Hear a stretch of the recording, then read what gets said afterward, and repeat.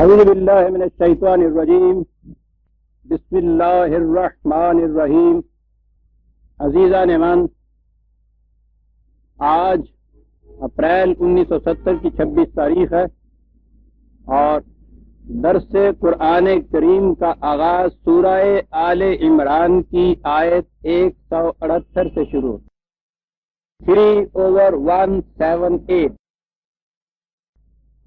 اس جماعت کا ذکر چلا آ رہا ہے جسے نبی اکرم صلی اللہ علیہ وسلم نے تشکیل فرمایا، اس تحریک کا ذکر چلا آ رہا ہے جس نے آخر الامر قرآن کو ایک عملی نظام کی صورت میں قائم اور متشکل کرنا تھا۔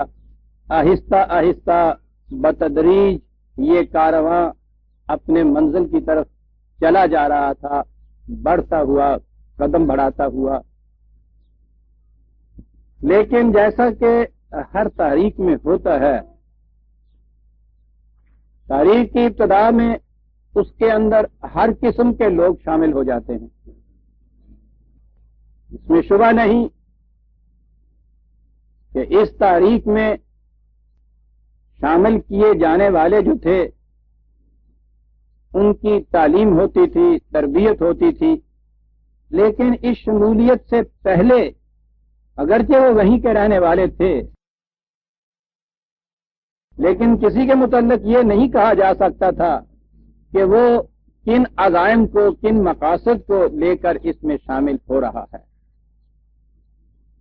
مکے کی زندگی میں یہ شکل بہت کم ہوئی، اس لیے کہ وہاں یہ مرحلہ ہی ہنوز تعلیم و تربیت کا تھا۔ مدنی زندگی میں آ کر اس نے ایک عملی تحریک کی شکل اختیار کی تھی، مملکت کی بنیاد ڈالی گئی، وہ مسلسل مصائب، تکالیف، مشقتوں کا دور قریباً ختم ہوا۔ یہ دور ایسا تھا جس میں فصل پکنے والی تھی، اگرچہ اس میں بھی ٹکراؤ بہت ہوا مخالفین کے ساتھ، لیکن ٹکراؤ کے معنی یہ تھے کہ ادھر بھی ایک منظم جماعت وجود میں آ گئی ہوئی تھی۔ مکے کی زندگی میں ابھی یہ شکل بھی نہیں تھی، تو مدینے کی زندگی میں آ کر نظر آ رہا تھا کہ اب یہ جماعت ایک مملکت قائم کر رہی ہے، ایک نظام قائم کر رہا ہے۔ بہت سے لوگ اس کے اندر مختلف قسم کے ارادے لے کر شامل ہو گئے۔ قرآن کریم نے انہیں منافقین کہہ کر پکارا ہے، وہ لوگ کہ دل میں مقاصد اور ارادے کچھ اور رکھتے تھے، بظاہر ان لوگوں کے اندر انہی میں سے اپنے آپ کو کہہ کر شامل ہو جاتے تھے۔ اور قرآن کریم نے پھر یہ بتایا ہے کہ مختلف مواقع پہ یہ لوگ کس قدر اذیتوں کا، مصیبتوں کا، تکلیفوں کا موجب بن جاتے تھے۔ خاص طور پر میدان جنگ میں تو آپ سمجھتے ہیں، فوج کے اندر اگر 2-4 آدمی بھی ایسے شامل ہو جائیں جن کے عزائم کچھ اور ہوں، اور وہ وہاں وسوسہ انگیزیوں سے، بددلی پھیلانے کے مختلف طریقے اختیار کرنے سے، شکایات سے، نزاعات سے، جھگڑے کھڑے کرنے سے، جماعت کی وحدت میں اختلاف پیدا کرنے کے غرض سے، بدنیت آدمی 1000 قسم کی خرابیاں پیدا کر سکتا ہے۔ یہ لوگ بھی ایسا کرتے تھے، یہ لوگ ان میں شامل تھے۔ اب اس کی ایک شکل تو یہ تھی، یہ ہو سکتی تھی کہ نبی اکرم صلی اللہ علیہ وسلم رسول تھے، خدا پہلے سے انہیں بتا دیتا کہ یہ لوگ جو ہیں فلاں فلاں شخص، اس کو جماعت میں شامل نہ کرنا، یہ منافق ہے۔ یہ شکل جسے آپ ما فوق الفطرت کوئی طریقہ کہیں گے، یہ اختیار ہی نہیں کیا گیا، اور یہ بڑی عظیم چیز، اس لیے کہ نبی اکرم صلی اللہ علیہ وسلم جو کچھ کر کے دکھا رہے تھے اسے عام انسانوں کے لیے ایک نمونہ بننا تھا۔ وہی تو ایک ایسی چیز تھی کہ جو دوسرے انسانوں کو براہ راست نہیں ملتی تھی، اور جب اس وحی کو آپ دوسروں تک پہنچا دیتے تھے تو وہ ساری ایک ہی بات ہو جاتی تھی۔ وحی پہنچانے کے بعد انا بشر مثلکم کی کیفیت تھی، اور یہ بہت عظیم حقیقت ہے جو قرآن کہا جاتا ہے، انا بشر مثلکم، وحی کے بعد جو کچھ نبی اکرم صلی اللہ علیہ وسلم نے کیا وہ سارا ایک بشر کی حیثیت سے تھا، اور وہ اس لیے تھا کہ بشر کے لیے ہی اسے نمونہ بننا تھا، یعنی انسانوں کے لیے اسے نمونہ بننا تھا۔ اگر اس میں کوئی چیز بھی ایسی ہوتی جو نبی اکرم صلی اللہ علیہ وسلم کے لیے مخصوص تھی، عام انسان اس چیز کو نہیں کر سکتے تھے، وہ دوسرے انسانوں کے لیے نمونہ بن ہی نہیں سکتی تھی۔ اسی لیے آپ کی زندگی میں کوئی فوق الفطرت شے، سپر نیچرل جسے آپ کہتے ہیں، سپرا ریشنل جسے آپ کہتے ہیں، کوئی ایسی چیز نہیں تھی۔ پھر دوہرا دوں کہ اگر کوئی اس قسم کی چیز ہوتی جو رسول کے ساتھ مختص تھی، ما فوق الفطرت، سپرا نیچرل، تو وہ نمونہ نہیں ہو سکتی تھی دوسرے انسانوں کے لیے۔ ہمیں تو وہ چیز میسر نہیں تھی، تو ہمارے لیے وہ نمونہ کیسے بنتی؟ ہم کہہ سکتے کہ صاحب رسول اللہ نے تو یہ کچھ کیا اس لیے کہ آپ کو تو اس طرح سے ایک ما فوق الفطرت قوت حاصل تھی، خدا نے اپنے طور پر یہ کر دیا، اب ہمیں تو وہ حاصل نہیں ہے، اس لیے اس بات میں رسول اللہ کی سیرت ہمارے لیے اسوہ کیسے بن سکتی ہے، ماڈل کیسے بن سکتی ہے وہ ہمارے لیے؟ ماڈل بننے کے لیے یہ ضروری ہے کہ جو کچھ حضور نے کیا ہے وہ دوسرے انسان بھی کر سکیں، بشرطے کہ وہ اس پروگرام کو فالو کریں، اپنے اندر وہ سیرت پیدا کریں، وہ خصوصیات پیدا کریں، وہ کیریکٹر کی بلندی پیدا ہو جائے، وہ تدبر ہو، وہ بصیرت ہو۔ یہ تمام چیزیں وہ ہیں جو انسان حاصل کر سکتا ہے۔ یہ وہ نہیں ہے کہ کسی ایک انسان کو خدا کی طرف سے ملی ہیں، باقی انسان اس سے معروم ہوتے ہیں، دوسرے انسان وہ کچھ کر ہی نہیں سکتے ہیں۔ یہ بڑی بنیادی حقیقت جسے ذہن میں رکھیے گا کہ حضور کی سیرت یا جو کچھ آپ نے کر کے دکھایا تھا وہ ہمارے لیے ماڈل یا اسوہ اسی صورت میں بن سکتی ہے کہ ہم بھی وہ کچھ دکھا سکنے کے قابل ہوں، ورنہ آپ کی سیرت آپ نے جو کچھ کر کے دکھایا تھا وہ ہمارے لیے ماڈل یا اسوہ نہیں ہو سکتا۔ یہ وجہ ہے قرآن کریم نے یہ بات ہمارے قیاس پہ نہیں چھوڑی، اور اہم امور دین کے جو ہے وہ قیاسات پر چھوڑتا ہی نہیں ہے، ان کی وضاحت خود کر دیتا ہے۔ 47/29 اور 31، 47/29، 47/29۔ ام حسب الذین فی قلوبہم مرض ان لن یخرج اللہ اضغانہم، کیا یہ لوگ جو دل میں کسی قسم کا یہ نفاق کا مرض لے کے آتے ہیں، منافقین کی حیثیت سے اس جماعت میں داخل ہو جاتے ہیں، کیا یہ سمجھ رہے ہیں کہ جو کچھ یہ اپنے سینوں میں چھپائے ہوئے ہیں وہ ظاہر ہی نہیں کرے گا اللہ؟ اب اس کے بعد یہ چیز تھی کہ جب خدا نے ظاہر کرنا ہے تو وہ ٹھیک ہے، ایسے عنوانات، ایسے علامات، آثار پیدا کر دے گا کہ جس سے یہ نظر آ جائے، ان کی پیشانیوں پہ لکھا ہوا معلوم ہو جائے کہ ہاں یہ منافق ہے، یہ منافق ہے، یہ منافق ہے۔ کر تو سکتا تھا خدا، لیکن پھر عرض کر دوں، اگر وہاں یہ چیز کرتا ہمارے آپ کے لیے تو وہ یہ چیز نہیں ہو سکتی تھی، تو پھر ہم منافقین کو کیسے پہچان سکتے؟ اور اگر یہ چیز خود رسول اللہ اس طرح سے پہچانتے کہ خدا ان کی پیشانیوں پہ لکھ دیتا، اور وہ بھی ایسے الفاظ اور روپ میں اور ایسی روشنائی میں جسے دوسرے لوگ تو نہ پڑھ سکتے، صرف ایک رسول کی آنکھ ہی دیکھ سکتی، تو ہمارے آپ کے لیے تو رسول کا یہ جو عمل تھا کہ منافق کو کیسے پہچانا جاتا ہے وہ ہمارے لیے نمونہ نہیں ہو سکتا تھا۔ ہمارے سامنے تو جو منافق آتا اس کی پیشانی پہ تو ان حروف میں وہ لکھا ہوا نہ ہوتا۔ اب یہ دیکھیے، لن یخرج اللہ اضغانہم کہا ہے کہ کیا یہ سمجھتے ہیں کہ اللہ ان کے دلوں کے اندر چھپی ہوئی اس قسم کی منافقت اور اس قسم کی خباثتوں کو نکالے گا ہی نہیں؟ طریقہ دیکھیں، وَلَوْ نَشَاءُ لَأَرَيْنَاكَهُمْ فَلَعَرَفْتَهُمْ بِسِيمَاهُمْ، اگر ہمارا قانون مشیت ایسا ہوتا، اگر ہم چاہتے تو یہ کر سکتے تھے کہ ہم انہیں سامنے لا کے تمہیں دکھا دیتے کہ یہ دیکھیے یہ ہے منافق، یا ان کے ماتھے پہ لکھ دیتے اور جھٹ سے تو پہچان لیتا۔ الفاظ آ گئے ہیں وہی جو میں نے ابھی کہا تھا، لو نشاء، ہم چاہتے تو ایسا کر سکتے تھے، لیکن ہم نے ایسا نہیں کیا۔ کیا وَلَتَعْرِفَنَّهُمْ فِي لَحْنِ الْقَوْلِ، اے رسول اور اس کی جماعت کے لوگوں، تمہیں تو ان لوگوں کے انداز سے، بات چیت سے، گفتار و رفتار سے، ان چیزوں سے پہچاننا پڑے گا کہ منافق کون ہے۔ اب یہ وہ چیز ہے جس سے ہم بھی پہچان سکتے ہیں، یہ ہمارے لیے بھی اسوہ بن سکتا ہے، ہمارے لیے بھی نمونہ بن سکتا ہے. یہ طریقہ ہے، ہر انسان کے لیے یہ طریقہ دے دیا گیا. اس میں خصوصیت سے یہ نہیں کہا گیا کہ ایک ایسا طریقہ رسول سے کہا کہ ہم تمہیں بتاتے ہیں چپکے سے تمہارے کان میں کہہ دیا کریں گے، یا وہ نہ دیکھے جانے والی روشنائی ہوتی ہے اس سے لکھ دیا کریں گے، بس چپکے سے تم نے پہچان لینا، اور باقی انسان تو اس سے محروم ہو جاتے پھر. اور یہ جو طریق بتایا ہے، کہا یہ ہے کہ خدا تمہارے دل کی باتوں کو باہر لے آئے گا. اور خدا کے لانے کے دو طریقے ہوئے. ایک تو یہ جو پہلے کہا کہ اگر ہم چاہتے تو یوں بھی کر سکتے تھے کہ ان کی پیشانیوں پہ لکھ دیتے، لیکن ہم نے یہ نہیں کیا. اب دوسرا طریقہ یہ ہے، خدا کس طرح سے ان منافقین کے دل کی باتوں کو باہر لائے گا. تمہیں ان کے انداز سے، ان کی گفتار و رفتار سے، ان کے چلن سے یہ چیز خود اپنی بصیرت سے پہچاننی ہوگی.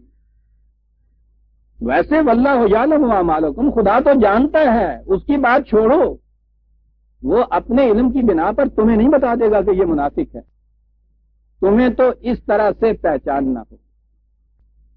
اب یہ دیکھیے صورت یہ ہوئی کہ جماعت کے اندر یہ لوگ آتے ہیں، شامل ہوتے ہیں، جیسے ہر جماعتوں میں ہوتا ہے. ان کے ماتھے پہ لکھا نہیں جاتا. اس انداز سے انہیں پہچاننا ہوگا، اپنے قیاسات سے، تجربات سے، مشاہدات سے. ان پہ بڑی کڑی نگاہ رکھنی پڑے گی، ویجیلنس رکھنی پڑے گی. ان کی حرکات و سکنات کے متعلق علم حاصل کرنا پڑے گا. پھر یہ دیکھنا ہوگا کہ جماعت کے اندر اس قسم کے لوگ کون کون سے ہیں جو شامل ہو گئے. اب سوال یہ ہوا کہ کیا اس جماعت کے اندر یہ لوگ آخر تک اسی طرح سے رہے، یا ایسا ہو گیا کہ جو انداز بھی خدا نے کہا تھا اس انداز کی روح سے یہ چھٹ کے الگ کر دیے گئے، الگ ہو گئے، اور یہ جماعت جو تھی مخلصین کی جماعت، یہ رسول اللہ کے ساتھ رہی. کیا ایسا ہو گیا تھا؟ یہاں سے یہ بات شروع ہوتی ہے، ما کان اللہ لیذر المؤمنین علی ما انتم علیہ.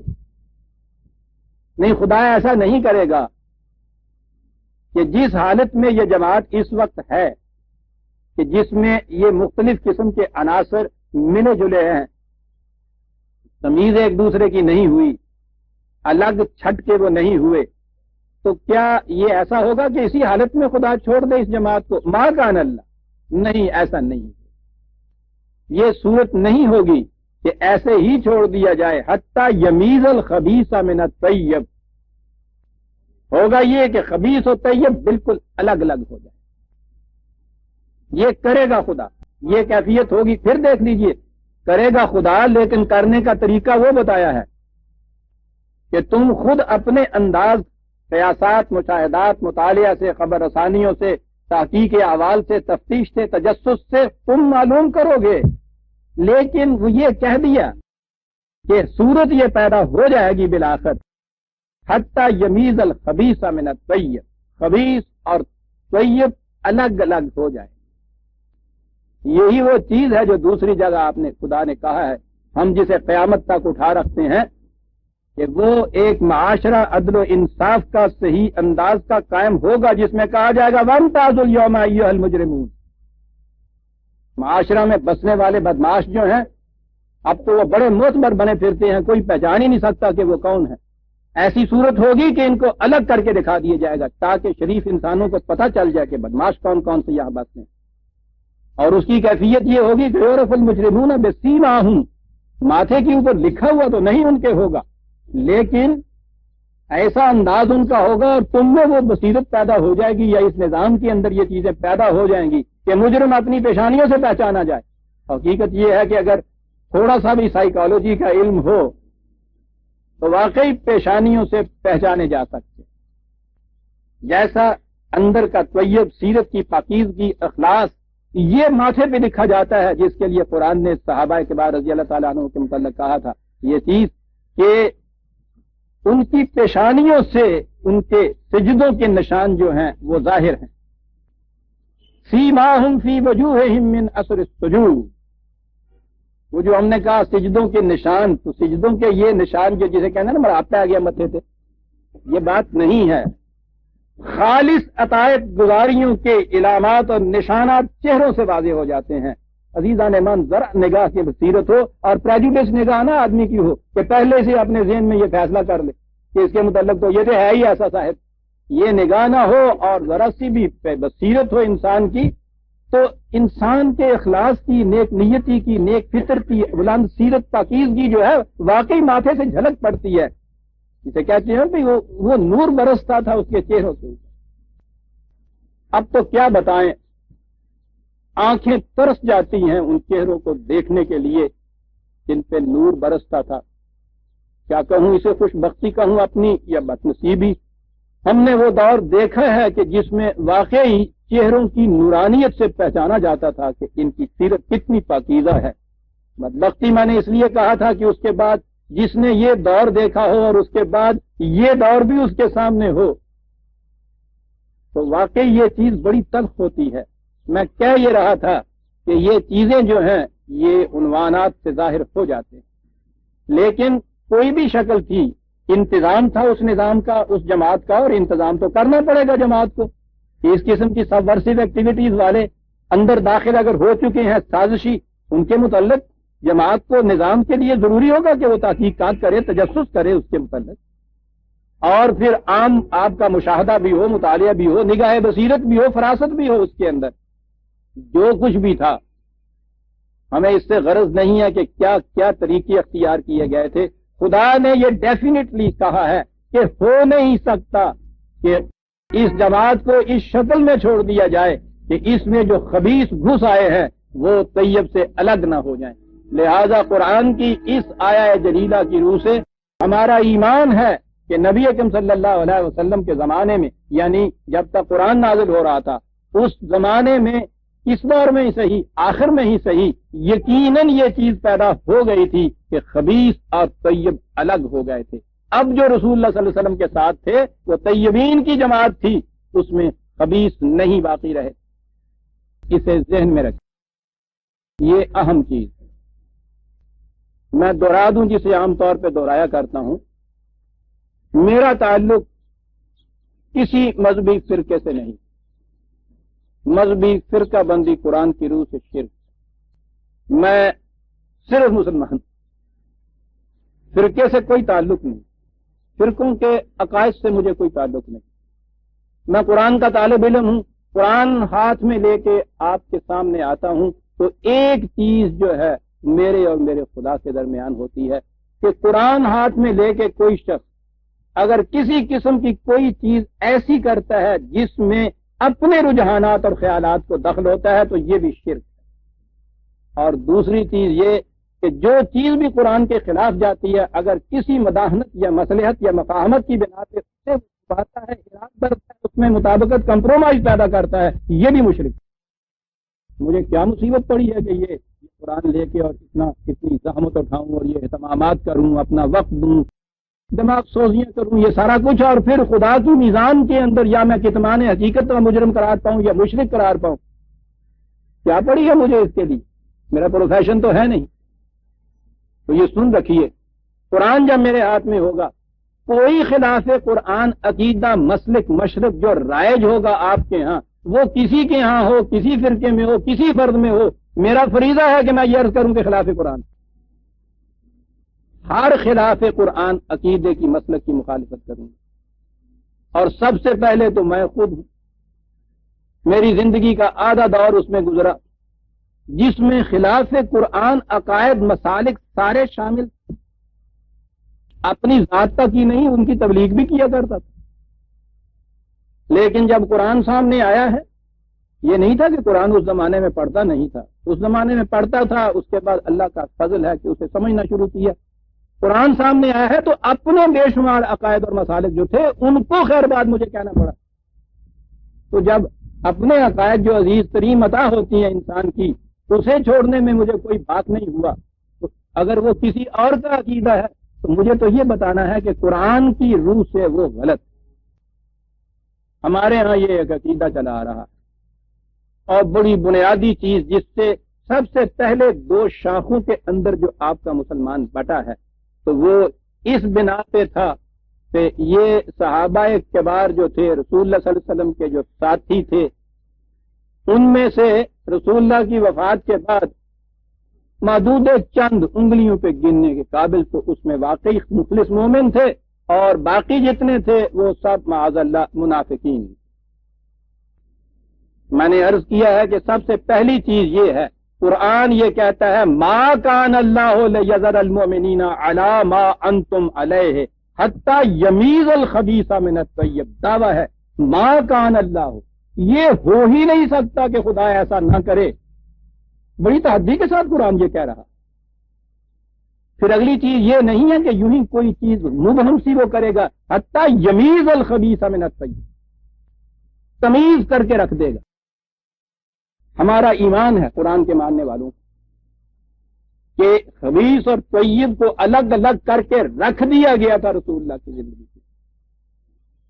اس لیے جن کو قرآن نے والذین معہ کہا ہے وہ سارے طیبات کے طیبین کے اندر وہ شامل ہو چکے ہوئے تھے، وہ خبیث کے اندر نہیں تھے، ان کے اندر محمد رسول اللہ والذین معہ۔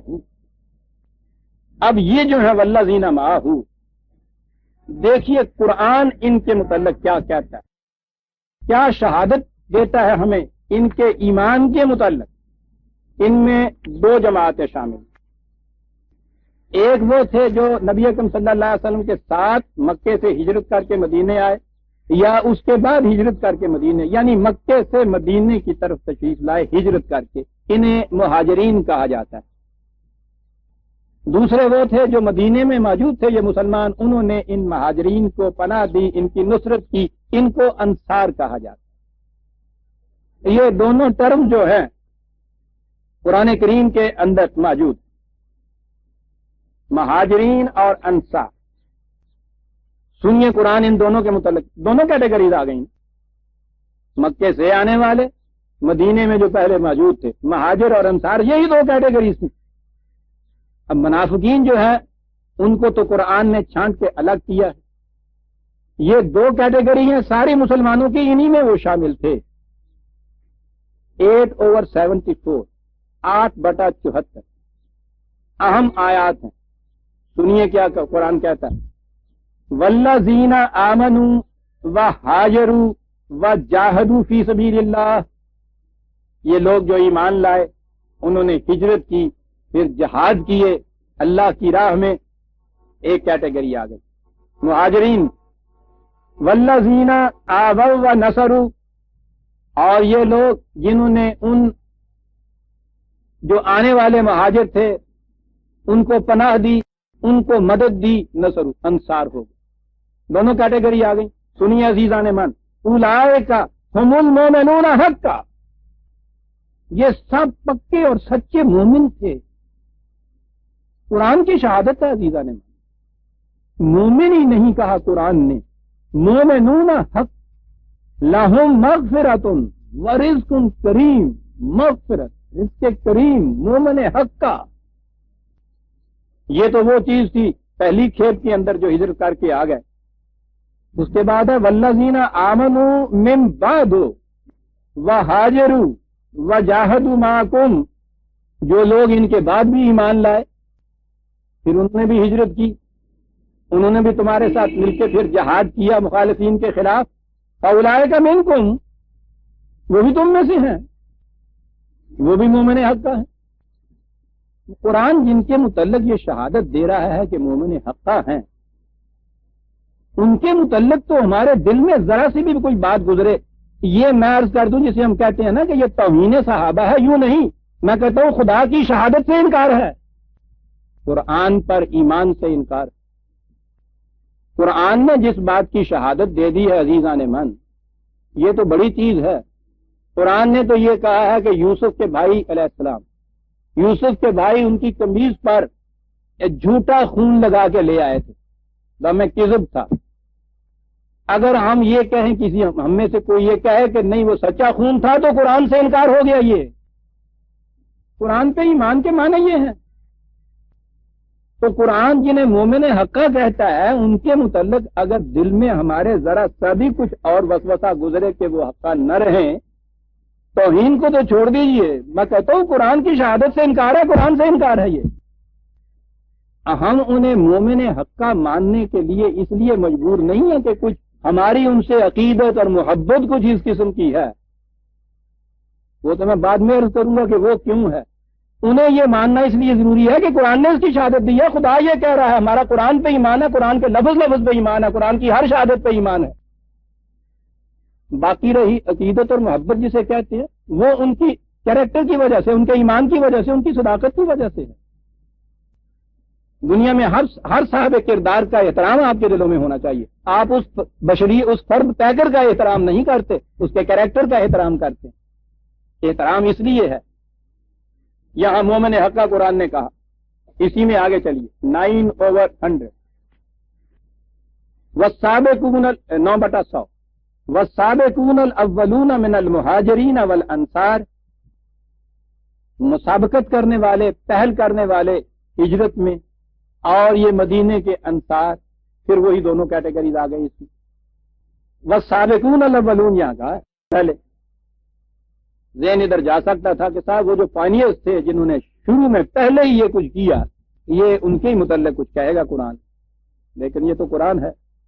والذین اتبعوہم بإحسان، اور وہ جنہوں نے اسی طرح حسنکارانہ انداز سے ان کا اتباع کیا، اسی طرح بعد میں کرتے گئے، جو رضی اللہ عنہم ورضوا عنہ، بات صاف ہو گئی۔ عام ترجمہ ہی کر لیجئے، اچھا ترجمہ ہے، اللہ ان سے راضی ہوا، وہ اپنے اللہ سے راضی ہو گئے۔ بات پھر کچھ ایبسٹریکٹ سی رہ جاتی تھی کہ ہوا کیا، یہ سنیے راضی ہوئے کہ کیا مانے ہیں۔ وَأَعَدَّ لَهُمْ جَنَّاتٍ تَجْرِي تَحْتَهَا الْأَنْهَارُ خَالِدِينَ فِيهَا أَبَدًا، ان کے لیے خدا نے جنت ابدی کی انعامات تیار کر رکھے، ہمیشہ اس میں رہیں گے۔ ذَلِكَ الْفَوْزُ الْعَظِيمُ، بہت بڑی اچیومنٹ ہے جس کے حصے میں یہ آ جائے، بہت بڑی چیز ہے۔ قرآن یہ شہادت دے رہا، مومن حق رضی اللہ عنہم ورضوا عنہ، ان کے لیے جنت دے دی گئی، ان میں ہمیشہ رہیں گے، فوز العظیم ہے ان سب کے لیے، السابقون الاولون کے لیے بھی، ان کے بعد آنے والوں کے لیے بھی۔ قرآن کی شہادتیں موجود ہیں عزیزان من۔ پھر اس جماعت کی عظمت، اس جماعت کے مدارج جو ہیں، اندازہ لگائیے، اور ہونا چاہیے عزیزان من، ایک انقلاب آفرین آواز اٹھتی ہے، بالکل نئی آواز، آواز کا اٹھانے والا تنے تنہا، نہ کوئی مملکت پاس ہے، نہ کوئی فوج ساتھ ہے، نہ اس کے پاس کوئی خزانے ہیں، نہ غیب سے اس قسم کی دولت کے انبار در انبار چلے آتے ہیں، کوئی چیز وجہ کشش نہیں ہے۔ کچھ لوگ ہیں کہ اس آواز کی صداقت پر غور کرتے ہیں، اسے سچا پاتے ہیں، اس کے ساتھ ہو جاتے ہیں، ساتھ ہونے کے ساتھ ہی دنیا بھر کی مصیبتیں، مشکلات ساری ہجوم کر کے آ جاتی ہیں، مخالفتوں کا تصادم آتا ہے، انبوہ آتا ہے، ہجوم آتا ہے، گھیر لیتی ہیں چاروں طرف سے وہ، یعنی ملتا ہے یہ انہیں بیچاروں، اچھے بھلے زندگی بسر کرتے تھے، قوم میں ممتاز حیثیت رکھتے تھے، اتنی بڑی ممتاز حیثیت حضرت عمر، ابو بکر صدیق، عثمان غنی، یہ احباب، یہ عبد الرحمن عوف، یہ صحابہ کو دیکھیے، قبل اسلام ان کی کیفیت یہ تھی، بڑی ممتاز حیثیت رکھتے تھے، ایسی ممتاز حیثیت کہ وہ حضرت عمر تو پھر کہیں ادھار تو رکھتے نہیں تھے نا۔ ابھی قریش میں سے انہی کے ساتھی جو پہلے تھے، یہ سرداران قریش میں سے یہ لوگ تھے، جو ان کے ساتھی ابھی نہیں تھے، وہ ابھی ایمان نہیں لائے تھے، تو جب اسلام کی شان و شوکت بڑھی اور اس کے بعد ان کو یہ چیزیں حاصل ہوئی تو چلے جا رہے تھے، تو ان میں سے ایک نے یہ کہہ دیا کہ ہاں صاحب دیکھیے نا، یہ مسلمان ہونے کے بعد کتنے بڑے لوگ ہو گئے ہیں۔ آپ نے مڑ کے دیکھا، ان سے کہا کہ ہم اسلام لانے کے پہلے بھی تمہارے معاشرے میں بڑے لوگ تھے، اس لالچ کی وجہ سے ادھر نہیں آئے تھے، ہمیں معلوم ہونا چاہیے۔ البتہ بڑائیوں کے معیار اور ہو گئے ہیں، اس وقت معیار اور تھے، اس وقت کے معیار کے مطابق بھی ہم بڑے لوگ تھے، آج معیار اور ہو گئے ہیں۔ میں کیا یہ رہا تھا کہ یہ لوگ اپنے معاشرے کے اندر ممتاز شخصیتیں رکھتے تھے، ادھر آئے ہیں، دنیا بھر کی مصیبتیں، دنیا بھر کی مشقتیں ساری ساتھ آئیں، ساتھ دیا ہے ان لوگوں نے۔ تو آپ سوچئے کہ جو ان حالات میں ساتھ دینے والا ہو، وہ جب مملکت بن گئی، شان و شوق آ گئی، اس کے بعد تو اس مملکت کی جاذبیت اور کشش اتنی ہو جاتی ہے کہ پھر تو یدخلون فی دین اللہ افواجا، یہ تھے آنے والے جن کے متعلق قرآن نے کہا تھا کہ ان اعراب سے کہہ دو جو کہتے ہیں کہ ہم آمنا، کہ ہم ایمان لائے، ان سے کہو کہ ابھی یہ بات نہ کہو، کہو کہ اسلمنا، ہم نے اس مملکت کے سامنے سرنڈر کر دیا۔ فلما يدخل الایمان فی قلوبہم، ابھی ایمان ان کی دل کی گہرائیوں میں اترا نہیں ہے۔ یہ بات کی بات ہے جب مملکت بن گئی تھی۔ یہ سابقون الاولون کے جن کے حصے میں مشقتیں اور مصیبتیں اور مخالفتیں تھیں، اس وقت ساتھ دینا، اور یہ انہی کی ہسٹری ہے عزیزان من۔ 23 سال کے عرصے کے اندر اتنی مصیبتیں اور مشقتیں بتائی، ایک فرد ان میں سے نہیں ہے جو ساتھ چھوڑ گیا ہو۔ تو آپ سمجھ سکتے ہیں کہ یہ جو ہیں ان کا مقام، ان کے مدارج کیا ہوں گے۔ اتنے بڑے مدارج، سنیے قرآن کے الفاظ میں خدا ان کے متعلق کیا کہتا ہے۔ نبی سے کہہ رہا ہے هو الذی ایدک بنصرہ، خدا وہ ہے کہ جس نے اے رسول اپنی نصرت سے تمہیں تقویت دی۔ ٹھیک ہے، نصرت خداوندی ہے، اس سے تقویت دی۔ کافی ہوتی ہے بات؟ کافی نہیں، ابھی ہو گئی بات۔ هو الذی ایدک بنصرہ وبالمؤمنین، خدا نے اپنی نصرت سے اور ان مومنین کی جماعت سے تیری تقویت کا سامان بام بچایا۔ نصرت خداوندی اور جماعت مومنین متوازی چل رہے ہیں۔ یہاں 8/62 تھا یہ۔ ہاں، ساتھ چلنے والوں کا بات تو ذرا اگلی آیت میں اور آتی ہے۔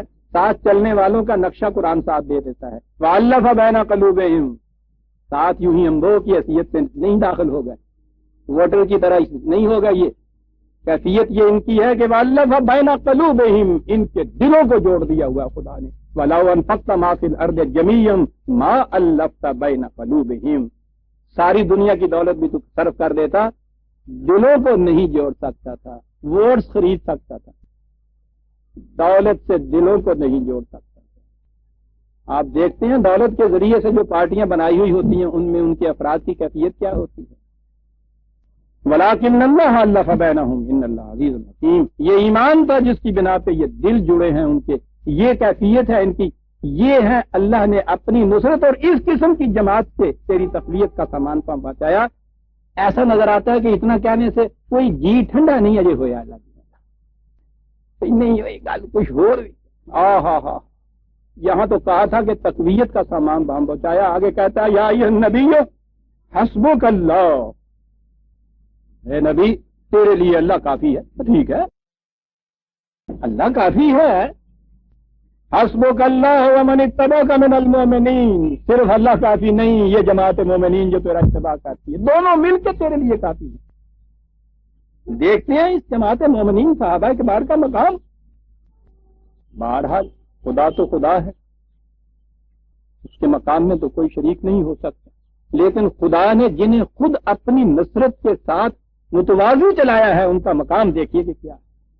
جن کے متعلق یہ کہا ہے کہ اکیلا خدا کافی نہیں ہے تیرے لیے، اللہ اکبر، اس لیے کہ یہاں محسوس طور پہ رفاقتوں کی ضرورت تھی۔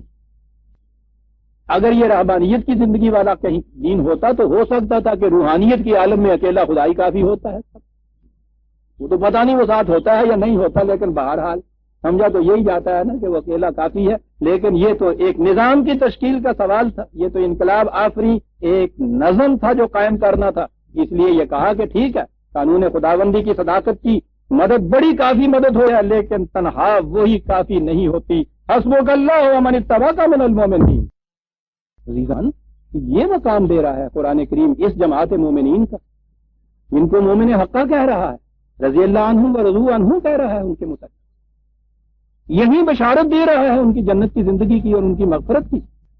اور پھر وہ تو ایسے وجد آفرین الفاظ ہیں، اور میں نے جیسا عرض کیا ہے کہ یہاں بھی جو میں نے گزارش کیا تھا نا کہ ابھی کچھ جی ٹھنڈا نہیں ہوا، بھرپور انداز سے کہا ہے خدا ہی نہیں یہ جماعت تمہارے لیے کافی ہے۔ یہ جماعت سنیے سورہ فتح کی مشہور آیا 48/29، 48/29 نظر آتا ہے وجد و مسرت میں جھومتا ہوا، یعنی اپنی زبان میں میں یہ عرض کر رہا ہوں، خدا کے متعلق تو یہ نہیں کہا جا سکتا۔ کیفیت جس سے اظہار ہوا ہے اس کا نظر آتا ہے کہ وجد و مسرت میں جھومتا ہوا کہہ رہا ہے محمد الرسول اللہ والذین معہ اشداء علی الکفار رحماء بینہم۔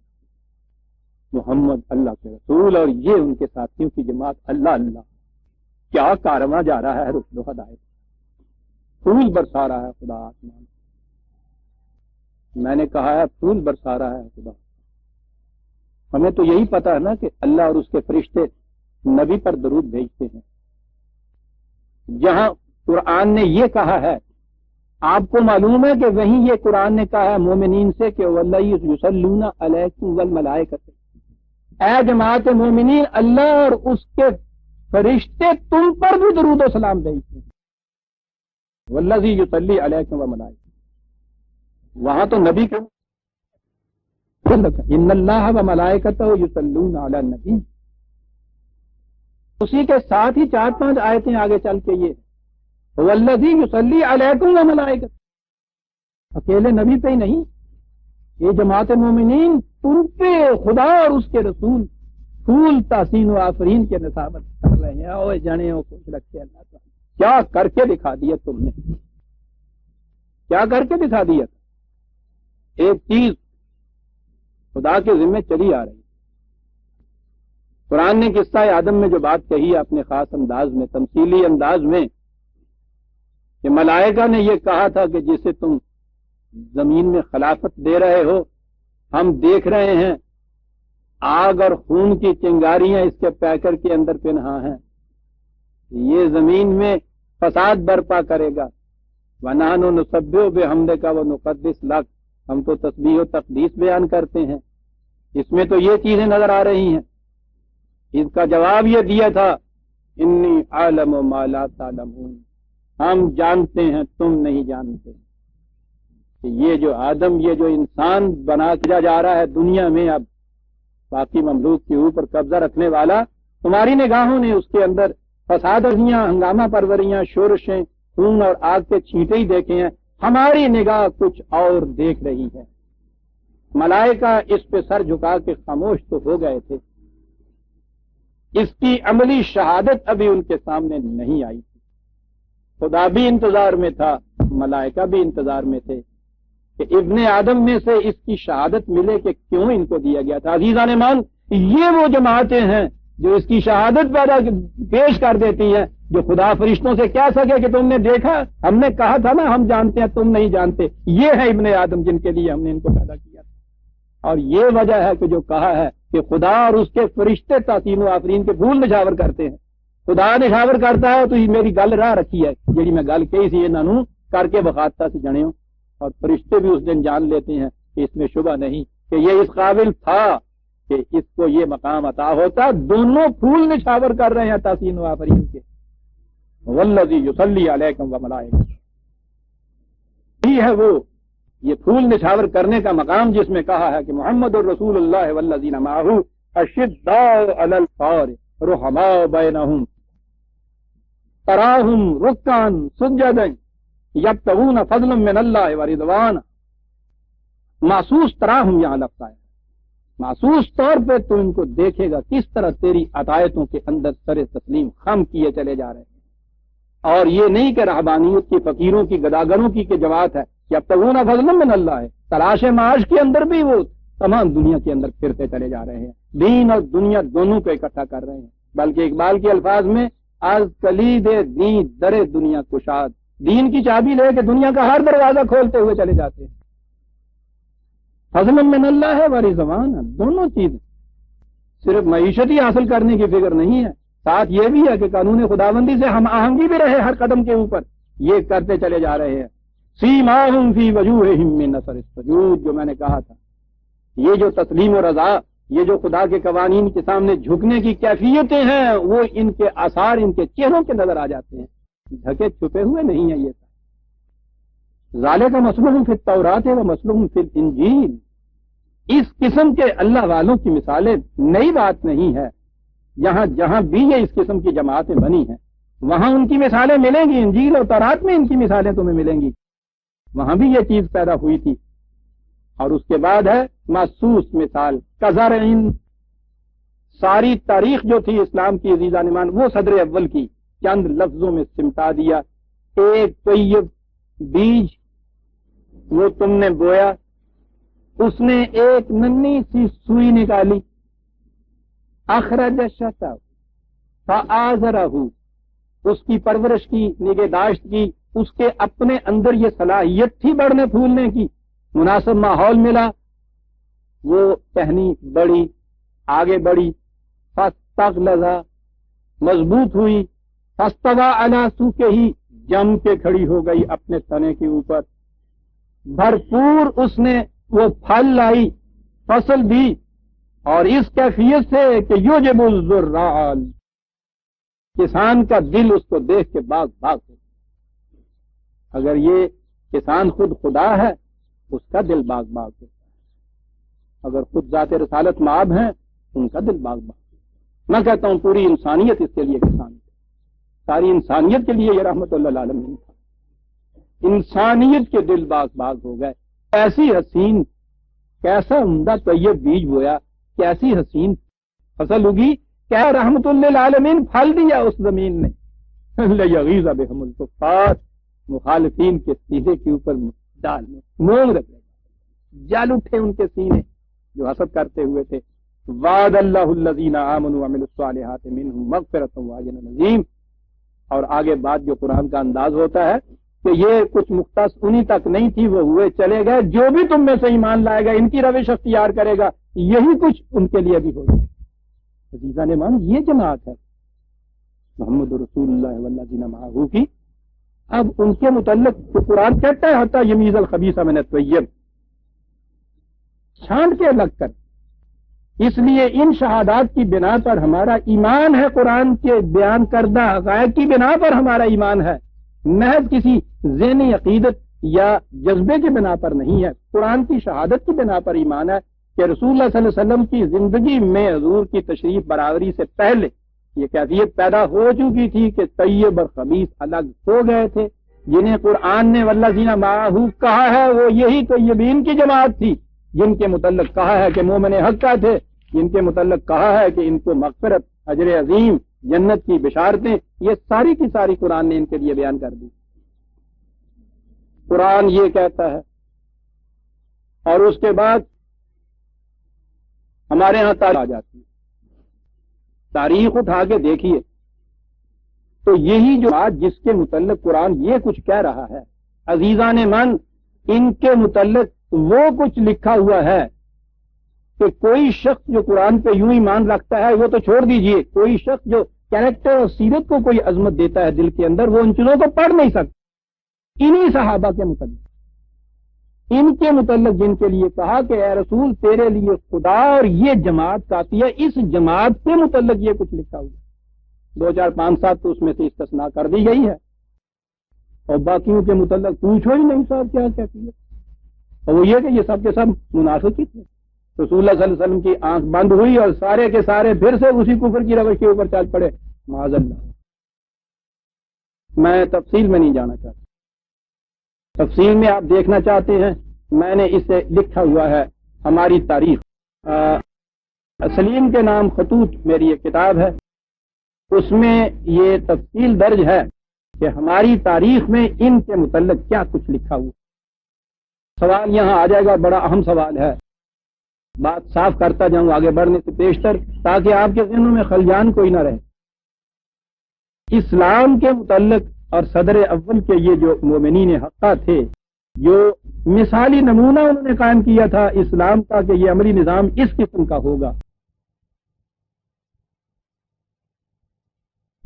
تاکہ آپ کے ذہنوں میں خلجان کوئی نہ رہے. اسلام کے متعلق اور صدر اول کے یہ جو مومنین حقہ تھے، جو مثالی نمونہ انہوں نے قائم کیا تھا اسلام کا کہ یہ عملی نظام اس قسم کا ہوگا. ذہنوں کو اس سے برگشتہ کرنے کے لیے جو ہمارے ہاں ایک بڑی سازش ہوئی وہ تاریخ ہے. آپ کی تاریخ آپ کی 300 سال کے بعد مرتب ہوئی.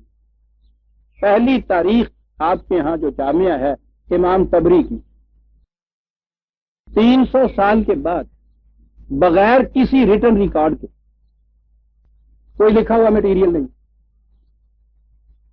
سوچیے کہ اس کی حیثیت کیا ہوتی. ایک انسان ایک شخص ہے، وہ اٹھتا ہے، خدا کا نبی نہیں ہے، وہ ایک تاریخ مرتب کرتا ہے بغیر کسی ریٹن ریکارڈ کے، اور اس کی پوزیشن آپ کے یہاں پھر یہ ہو جاتی ہے کہ قرآن کی صحیح آیت ایک طرف آپ رکھیے اور اس کے خلاف تاریخ میں جو ہوتا ہے اس کو بیان کر دیتے ہیں. وہ کہتے ہیں کہ صاحب یہ دیکھیے نا، وہ یہ تھے، یہ وہ لوگ تو کہاں سے تم نے لیے؟ کہنے لگے دیکھیے نا فلاں تاریخ میں، بس ان تاریخ لکھنے والوں کے نام کے ساتھ امام آپ نے لگایا، آخر میں کہا رحمۃ اللہ علیہ، اب وہ قرآن سے بھی اوپر ہو گئی. اب آپ کا قرآن ان تاریخوں کے نیچے چل رہا ہے. قرآن کی جو آیت آپ کے تاریخ کے کسی بیان کی تائید کرتی ہے وہ تو ٹھیک ہے، قرآن کی آیت، اور جہاں دونوں میں تضاد واقع ہوتا ہے، تاریخ کا بیان صحیح ہے، قرآن کی آیت اس کے تابع چلے گی، اور اکثر و بیشتر تو منسوخ ہی ہو جائے گی. ایک طرف خدا کی کتاب وحی کے ذریعے رسول اللہ صلی اللہ علیہ وسلم کو ملی، حضور نے اس کو مکمل شکل میں امت کے حوالے کیا، خدا نے اس کی حفاظت کا ذمہ لیا. ایک طرف یہ، اور دوسری طرف ایک انفرادی کوشش کسی شخص کی، وہ اٹھ کے آپ کی تاریخ لکھتا ہے، 300 سال کے بعد لکھتا ہے. یہ جتنی چیزیں مستند آپ کے یہاں نا، جسے میں نے تاریخ کہا ہے، کتب روایات بھی اس میں شامل ہیں، کتب تاریخ بھی اس میں شامل ہیں، نام ہی مختلف ہیں ان کے، دونوں میں تاریخ ہے، دونوں اسی طرح سے لکھی ہوئی ہیں. کوئی 250 سال بعد، بخاری شریف 250 سال کے بعد، تبری کی پہلی تاریخ جو ہے وہ 300 سال کے بعد، اور قرآن کی پہلی تفسیر بھی امام تبری نے لکھی ہوئی ہے 300 سال کے بعد. وہ قرآن کی آیت کی تفسیر اپنی تاریخ سے کرتے. دیکھا آپ نے کہاں گھپلا ہے؟ یہ جتنے آپس میں سرپٹ اول ہو رہے ہیں نا، یہ سارے تاریخی شواہد کی بنا پر ہو رہے ہیں. یہی جماعت مومنین، یہی جماعت صحابہ، قرآن کے الفاظ میں جن کی یہ پوزیشن میں نے آپ کے سامنے رکھی ہے، انہی کے متعلق ان تاریخوں میں ان سنیوں کو بھی مواد مل جائے گا، مخالف میں شیعہ حضرات کو بھی مواد مل جائے گا. تاریخ کو یہ مقام ہی آپ نے کیوں دیا؟ تاریخ کا مقام تاریخ ہے، انسانوں کی ایک کوشش ہے، غلط بھی ہے صحیح بھی ہے. سوال یہ ہوگا پیدا کہ غلط اور صحیح کا معیار کیا ہے؟ اگر تو عام انسانوں کی کوئی تاریخ، یعنی انسانوں کے متعلق تاریخ، عام انسانوں کے متعلق کوئی تاریخ ہو تو ٹھیک ہے، ہسٹری کی بنا پر تاریخ کے جو معیار ہیں ان معیاروں کے مطابق تاریخ کو پرکھو. روز ہسٹورین یہ کرتے ہیں، دنیا میں ہسٹری اسی طرح سے لکھی جاتی ہے، اس کو پرکھا بھی جاتا ہے، کئی معیار ہیں اس کے، ٹھیک ہے. ہمارے ہاں ایک دور ایسا ہے جس کو ایک خصوصیت حاصل ہے، دور محمد رسول اللہ والذین معہ. ان کے متعلق قرآن میں کچھ لکھا ہوا ہے. ان حضرات کی تاریخ جو ہے وہ قرآن کی روح سے مرتب ہوگی. تاریخ میں جو کچھ آیا ہے اسے قرآن کی روشنی میں پرکھو، اس کی روشنی میں اسے پرکھو. جو اس کے مطابق وہاں نظر آتا ہے سمجھو کہ وہ صحیح ہو سکتا ہے، جو اس کے خلاف جاتا ہے اٹھا کے پھینک دو، اس لیے کہ خدا کی کتاب کے خلاف جاتا ہے. دلیل یہ ہے ہمارے پاس، ہمارا ایمان ہے اس کے اوپر کہ اس کا ایک ایک لفظ سچا ہے. ہمارا ایمان قرآن پہ ہے، ہمارا ایمان قرآن لانے والے پہ ہے، ہمارا ایمان نہ امام بخاری پہ ہے نہ امام تبری پر ہے. کوئی انسان تھے، انہوں نے اپنی کوشش کی، غلط بھی ہے صحیح بھی ہے. معیار یہ ہے اس دور کے متعلق جو کچھ اس میں آئے، جس کے متعلق قرآن نے کچھ کہہ دیا ہے، یہ معیار ہو گیا. اور اس کے بعد جو باقی دور آتا ہے وہ عام انسانوں کی تاریخ ہے، عام انسانوں کی تاریخ کی طرح پرکھتے پھرو، ٹھیک ہے. ان کے متعلق ہم نہ مکلف ہیں کسی قسم کے، نہ ہم پہ کوئی ذمہ داری عائد ہوتی ہے کہ ہم ان کی ڈیفینس پیش کرتے چلے جائیں، ان کی مدافعت پیش کرتے چلے جائیں. قرآن تو ایسے مقام پہ لے آتا ہے، یہ جو ہے ان کے متعلق یہ کہا کہ تلک امت قد خلت لہا ما کسبت ولکم ما کسبتم ولا تسألون عما كانوا يعملون. 2/141 2/141 بڑی عظیم چیز ہے قرآن نے جو بیان کی. کہا خامخواہ کے لیے تاریخی بیانوں کے اوپر سرپٹ اول کیوں ہوتی ہو آپس میں؟ یہ کہو کہ یہ کچھ قومیں تھیں جو اس سے پیشتر چلی گئیں، جو کچھ انہوں نے کیا ان کے وہ ذمہ دار ہیں. اچھا کیا اچھے نتائج مل جائیں گے، خراب کیا تھا خراب نتائج مل جائیں گے. جو کچھ تم کرو گے تم اس کے ذمہ دار. اور اگلی چیز ہے وَلَا تُسْأَلُونَ عَمَّا كَانُوا يَعْمَلُونَ، ہم تم سے پوچھیں گے بھی نہیں کہ انہوں نے کیا کیا تھا. وہ تمہارے نصاب میں ہی نہیں ہے، ہم پوچھیں گے نہیں. اور ہماری 1400 سال پوری کوشش امت کی یہ ہے کہ انہی کے متعلق یہ سب کچھ کرتے چلے جا رہے ہیں. پوچھا جائے گا کہ پہلے خلیفہ کس کو ہونا چاہیے، وہ کہتے ہیں ہم نہیں پوچھیں گے. پوچھا جا رہا ہے فلاں امام کے متعلق تمہارا عقیدہ کیا ہے، کہتے ہیں ہم نہیں پوچھیں گے، یہ ٹیکس سے باہر ہے. اور یہ امت یہ کہہ رہی ہے تیرا عقیدت باہر ہے، جو تیرا کچھ پوچھیں تو متعلق دیر سے فیل ہو جائیے تو دیر کی طرح. کہتا ہے وَلَا تُسْأَلُونَ عَمَّا كَانُوا يَعْمَلُونَ، بابا ہم نہیں پوچھیں گے کہ انہوں نے کیا. ساری آپ کی امت کی کوشش 1000 سال کے اندر ان حضرات کے متعلق جن کے متعلق وہ ہم سے پوچھے گا ہی نہیں، انہی کے متعلق کہ وہ ایمان تھا یا نہیں، ان کا عقیدہ کیا تھا، وہ کفر تھا، وہ شرک تھا، وہ یہ تھا، انہی حضرات کے متعلق، اشخاص کے متعلق. اور جن کے متعلق قرآن نے شہادت دی ہے، قرآن کی شہادت کے خلاف تاریخ کی شہادت کو سند پیش کیا جا رہا ہے. یا اللہ اس قوم میں کیوں ہو گیا ہے، ہو کیا گیا ہے. تو ذرا سی فکر کی بات جو تھی، سوچنے کی چیز جو تھی عزیزان من، جب وہ چھوڑ دیا جائے تو اس کے بعد پھر یہی حشر ہوا کرتا. یہ ہے عزیزان من تاریخ اور قرآن کی باہمی پوزیشن. پھر سن لیجیے، قرآن کریم میں جس شخص، جس شے، جس واقعہ، جس حقیقت کے متعلق جو کچھ لکھا گیا ہے، قرآن پر ایمان لانے والے کا ایمان ہے کہ وہ صداقت ہے، سچائی ہے. ساری دنیا کی شہادتیں اس کے خلاف لے آئیے، اس کو ہم ماننے کے لیے تیار نہیں ہیں. وہ آپ کی کتب روایات میں ہو، وہ آپ کی کتب تاریخ میں ہو، ہم نہیں مانیں. قرآن کو ماننے والا سیدھی سی بات ہے. اور جس چیز کے متعلق قرآن میں کوئی ذکر نہیں ہے وہ دین نہیں ہے، وہ عام بات ہے. اس کے متعلق عام طریقے جتنے بھی ہیں دنیا میں علوم کے، سائنس کے، اس کے مطابق پرکھتے پھرو، ٹھیک ہے. کسی کو مومن ثابت کرو، کسی کو کافر ثابت کرو. مجھ سے تو میرا خدا پوچھے گا نہیں تمہارا ان کے متعلق کیا عقیدہ ہے. تمہیں اگر یہ ہے کہ تم سے پوچھے گا کہ جاؤ سر کھپاؤ اپنی. آپ دیکھتے ہیں کہ اشخاص پرستی سے کتنا اونچا لے جاتا ہے قرآن، صرف قرآن. اور یہ وہ چیز ہے عزیزان من کہ قرآن نے جن کے متعلق وہ چاہتا تھا نا کہ یہ صحیح عقیدہ یا صحیح خیال رکھے، انہیں چھوڑ نہیں دیا. ان کے متعلق خود قرآن کے اندر یہ چیزیں دے دی ہیں. نبی اکرم صلی اللہ علیہ وسلم کی سیرت، اس کو اسوہ قرار دیا نا، ماڈل قرار دیا نا. کبھی آپ نے یہ بھی دیکھا ہے کہ ڈرائنگ کی کلاس میں وہ ماسٹر بچوں سے یہ کہے کہ اس ماڈل کے مطابق اسکیچ کھینچو، اور بچے دیکھیں تو ماڈل ہو ہی نہ سامنے. اسے وہ ماڈل سامنے رکھنا ہوگا. آپ سوچ سکتے ہیں کہ قرآن کریم کے اندر خدا یہ کہے کہ رسول کی زندگی تمہارے لیے ماڈل ہے، اور پھر ہم اس ماڈل کو تلاش کرتے پھریں کہ صاحب کہاں ہے. اور پھر وہ ماڈل، سنیوں کا ماڈل کچھ اور، شیعوں کا کچھ اور، حنفیوں کا کچھ اور، فقیروں کا، صوفیہ کا کچھ اور، اہل طریقت کا کچھ اور، یعنی وہ ماڈل ہی مختلف. مینا سزت خدائرہ، اگر اس نے کہا ہے کہ وہ ماڈل ہے کا فریضہ ہے کہ اس ماڈل کو دے، اور اس ماڈل کو اس نے قرآن کے اندر دیا ہے. عزیزان، سیرت محمدیہ ایک اصولی اعتبار سے پوری کی پوری قرآن کے آئینے کے اندر سامنے آ جاتی ہے. یہ چیز محض عقیدے کی بنا پہ نہیں کہہ رہا، اللہ کی توفیق کے سامنے سر نیاز جھکا کے یہ کہتا ہوں، میں نے یہ کوشش کی کہ قرآن کریم سے سیرت نبی صلی اللہ علیہ وسلم مرتب ہو جائے. 500 صفحے کی ضخیم کتاب موجود چھپی ہوئی آپ کے سامنے ہے، معراج انسانیت. اس میں آپ کو قرآن اور تاریخ کا صحیح تطابق نظر آئے گا. اوپر عنوان ہے قرآن کی ایک آیت رسول اللہ صلی اللہ علیہ وسلم کی سیرت کے متعلق، اس کے نیچے روایات اور تاریخ سے جو چیزیں اس کے مطابق ملتی ہیں وہ لاتا چلا جا رہا ہوں. ہیرے کی طرح چمکتی ہوئی سیرت نظر آ جاتی ہے اس کے اندر. خدا نے ماڈل دیا ہوا ہے، بات ہے وہ کہے کہ ماڈل ہے تمہارے لیے اور ماڈل ہی نہ دے. وہ یہ ہے عزیزان من تاریخ کا اور ہمارا تعلق، کہ وہ حصہ جس کے متعلق قرآن نے کچھ کہا ہے، معیار اور سند یہ ہے. جس کے متعلق قرآن نے کچھ نہیں دیا ہے وہ دین نہیں ہے. اس کو عام معیاروں اور سندوں کے مطابق یہ کرو، اور اس کے متعلق ہم سے سوال نہیں ہوگا.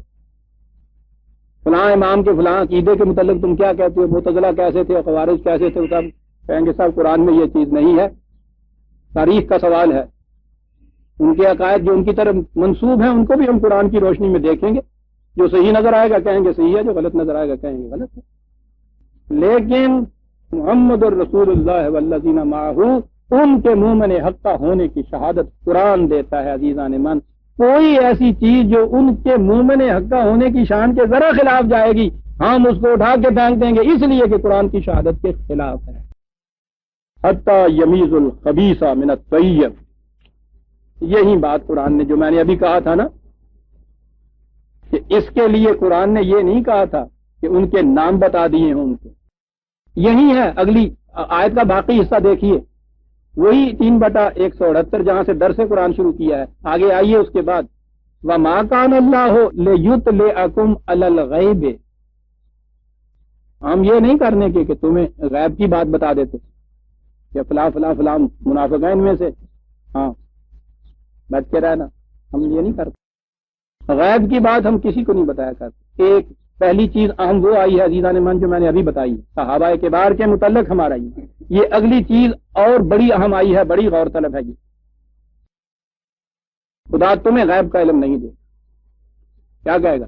وَلَٰكِنَّ اللَّهَ يَجْتَبِي مِن رُّسُلِهِ مَن يَشَاءُ، ہاں غیب کا علم رسولوں کو وہ دے دیتا ہے۔ اب یہاں ایک بڑی اہم بات ہے، غیب کا علم قرآن نے کہا ہے کہ کسی کو نہیں دیا جاتا، کسی کو غیب کا علم نہیں دیا، صرف رسولوں کو دیا۔ یاد رکھیے گا ان چیزوں کو، بڑا اہم نتیجہ اس کا اس کے سامنے آئے گا۔ 72/26-27، ایک تو یہی آئے جو 3/168 میں نے کہی ہے، 3/178، مَا كَانَ اللَّهُ لِيُطْلِعَكُمْ عَلَى الْغَيْبِ وَلَٰكِنَّ اللَّهَ يَجْتَبِي مِن رُّسُلِهِ مَن يَشَاءُ، یہی سے معلوم ہو گیا۔ دوسری آیت 72/26-27، 72/26-27، عالم الغیب، خدا کی صفت، غیب کا جاننے والا، فلا یظہر علی غیبہ احدا، وہ اپنے غیب کی بات کسی کو نہیں بتا۔ الفاظ یاد رکھیے گا، فلا یظہر علی غیبہ احدا، کسی کو نہیں بتاتا، الا من ارتضی من رسول، سوائے اپنے رسولوں کے، اور وہ بھی ان معاملوں میں جن میں وہ چاہے کہ وہ دے۔ یہ اور بات ایک اہم کہہ دی، یہ 72/26-27 لکھ لیا آپ نے، یہ بات جو کہی گئی کہ رسولوں میں سے بھی جس بات کو وہ چاہے یا جس بات کو وہ پسند کرے صرف وہ، اس کے یہ معنی ہوئے کہ رسول کی بھی ساری زندگی یہ نہیں ہوتی کہ وہ ہر بات غیب کی جانتا ہے، وہ نہ، جتنا علم غیب کا خدا کو دینا مقصود ہوتا ہے وہ اتنا ہی رسول کو دیتا ہے، اور جب خدا رسول کو یہ علم دیتا ہے تو اسے وحی کہتے ہیں۔ اسی لیے قرآن کریم نے وضاحت سے یہ بات کہہ دی کہ رسول کو بھی جو غیب کی بات بتائی جاتی ہے تو وہ صرف وحی کے ذریعے بتائی جاتی ہے۔ 3/43، 3/43،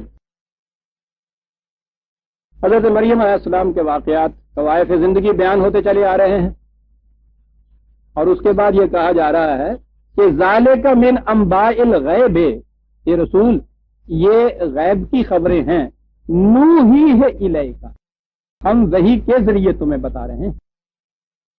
اور آگے چلیے، یعنی یہاں سے معلوم ہوا کہ خدا غیب کا علم کسی انسان کو نہیں دیتا، صرف رسولوں کو دیتا ہے۔ رسولوں کو بھی وحی کے ذریعے جتنا دیتا ہے صرف اتنا دیتا ہے، اس سے زیادہ نہیں دیتا۔ اور رسول صلی اللہ علیہ وسلم کو وحی کے ذریعے جو علم ملا وہ قرآن کے اندر آ گیا، اس سے زائد نہیں۔ کتنی صاف باتیں ہوتی چلی جا رہی ہیں، اس سے زائد نہیں۔ میں نے عرض کیا قرآن کی آیت 6/50، 6/50، قل لا اقول لکم عندی خزائن اللہ، ان سے کہہ دو کہ میرے پاس اللہ کے کوئی خزانے نہیں ہیں۔ اعلان کرایا جا رہا ہے رسول کی زبان سے کہ میرے پاس کوئی خزانے نہیں ہیں، ولا عالم الغیب، اور نہ ہی میں غیب کا علم جانتا ہوں۔ اندازہ لگائیے کتنا بڑا اعلان ہے، اور اپنی طرف سے بھی نہیں، قرآن کے اندر یہ اعلان کرا دیا کہ قیامت تک محفوظ رہے یہ نہیں بھائی۔ نہیں جانتا. اور وضاحت ہے آگے 7/188 7/180 قل لا املک لنفسی نفعا ولا ضرا الا ما شاء اللہ. کیا بات، ان سے کہہ دو کہ تمہارے لیے تو ایک طرف رہا، میں تو اپنی ذات کے لیے بھی کسی نفع نقصان پر اقتدار نہیں رکھتا بجز خدا کی مشیت کے سامنے. اپنے لیے بھی نہیں. کیا مقام ہے. اور آگے ہے وَلَوْ كُنْتُ عَالِمُ الْغَيْبَ لَاسْتَكْثَرْتُ مِنَ الْخَيْرِ. اگر مجھے کہیں غیب کا علم ہوتا تو دنیا بھر کی دولت سے لوٹ لیتا میں. مجھے غیب کا علم نہیں. وَمَا مَسَّنِيَ السُّوءُ، دنیا کی دولت بھی سمیٹتا اور کوئی تکلیف ہی مجھے نہ پہنچتی. تو پہنچنے والی تکلیف کے متعلق پہلے علم ہو جاتا. وہ ٹھیک ہے، پہنچی کیسے؟ ان انا الا نذیر و بشیر لقوم یؤمنون. ارے بھائی میں تو ایمان لانے والوں کے لیے صرف بشیر اور نذیر کی حیثیت رکھتا ہوں. یہ بتاتا ہوں کہ اس عمل کا نتیجہ یوں خرابی ہوگا، اس عمل کا نتیجہ یوں بھلائی ہوگا. میں تو اتنا ہی جانتا ہوں، اتنا ہی کرتا ہوں. میں غیب کا علم نہیں جانتا. اور خدا نے کہہ دیا کہ جتنا حصہ تمہیں غیب کے علم میں سے دینا ہوتا ہے وہی کے ذریعے تمہیں بتایا جاتا ہے. یہاں کہا حضرت مریم علیہ السلام کے قواعد زندگی میں کہ یہ غیب کی باتیں ہیں، بڑے غور سے سننے کی چیزیں عزیزاں نے. اس سے معلوم ہوا کہ ماضی کے واقعات، تاریخ کے واقعات جن کا کوئی اور ذریعہ نہ ہو علم حاصل کرنے کا، ان کے متعلق بھی خدا جو کچھ بتاتا ہے اسے غیب کہا. اور جو آنے والے واقعات ہیں وہ تو سارے غیب میں ہوتے ہیں. اسی لیے خدا نے اپنے آپ کو عالم الغیب و شہادت، شہادت جو مشہود ہو کے سامنے آ جائے، غیب جو ہنوز سامنے نہ آئے ہوئے ہوں، آنے والے مستقبل کا ہر واقعہ جو ہے وہ غیب کا علم ہوتا ہے. یہ آپ نے دیکھ لیا کہ قرآن نے یہ کہا ہے کہ کسی کو بھی خدا غیب کا علم نہیں دیتا. پھر دوہراؤں، بجوز رسولوں کے، اور رسول کو بھی وہ جو وحی کے ذریعے دیا گیا ہو. بات صاف ہو گئی نا جی.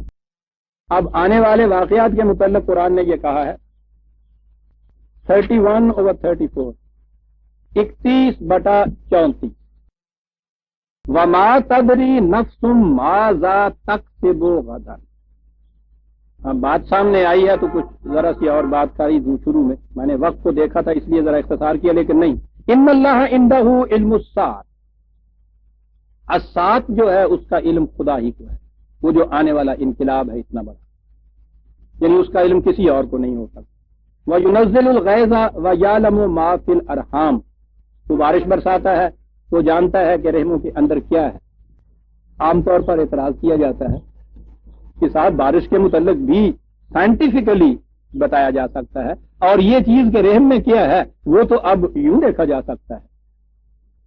سائنس اتنی ترقی کر گئی ہے تو یہ کیسے ہوا؟ قرآن ہے عزیزان من. اتنے حصے کے متعلق خدا نے صرف کہا ہے ان اللہ عنده علم الساعۃ، آنے والی وہ جو انقلاب ہے اسے قیامت کہی ہے، یا جو ہونے والے واقعات ہیں صرف اس کے متعلق کہا ہے کہ صرف خدا کے پاس ہے. یہ جو دو چیزیں ہیں ان کے متعلق یہ نہیں کہا کہ ان کا علم صرف ہمارے پاس ہے، تمہیں نہیں علم ہو سکتا. میں یہ بات کہہ رہا تھا کہ آج کل یہ چیز کہی جاتی ہے، کئی لوگ اعتراض لائے اس کے متعلق کہ صاحب یعلم ما فی الارحام، ٹھیک ہے خدا کو بھی اس کا علم ہے، انسانوں کو بھی اس کا علم دے دیا گیا ہے، انسان سائنس کے ذریعے علم حاصل کر سکتے ہیں. یہاں یہ نہیں کہا ہے حصر کے طور پہ کہ اس کا بھی ہمیں علم ہے تمہیں نہیں علم ہو سکتا. یاد رکھیے قرآن کی اس آیت کو. بات آ گیا جو میں کہنا چاہتا تھا. کل کیا ہوگا اسے کہتے ہیں نا مستقبل کا علم، اسے کہتے ہیں نا غیب کا علم. وما تدری نفس ماذا تکسب غدا، کوئی شخص نہیں یہ بات جان سکتا، یقین سے کہہ سکتا کہ میں کل کیا کروں گا. وما تدری نفس بأی ارض تموت، کوئی شخص یہ نہیں کہہ سکتا، جان سکتا کہ وہ کس سرزمین میں اس کو موت آئے گی.